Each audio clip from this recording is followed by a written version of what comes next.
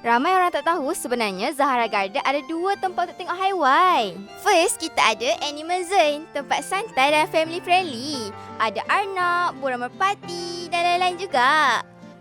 Tapi kalau nak lain sikit, kat sini ada Zahara Little Safari. Dekat Zahara Little Safari ni semuanya haiwan yang rare-rare.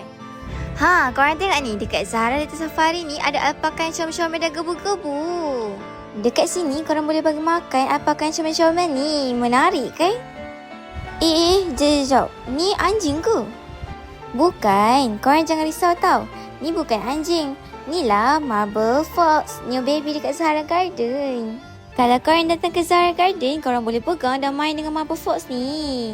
Yang ni pula kambing Angora, berasal daripada Turki. Yang ni nama dia Shopee. Ni pula haiwan apa? Ni lah meerkat. Kalau nampak dia berdiri macam ni, tu maksudnya dia tengah alert dengan kawasan sekitarnya. Yang ni korang cuba teka, ni haiwan apa? Yang ni mesti capybara. Nak sebut capybara lah tu. Salah, yang ni bukan capybara tau korang. Ni lah peridot. Ni pula wallaby. Macam kangaroo tapi version yang lagi kecil, lagi comel. Dan yang lain sekali kita ada guinea pig.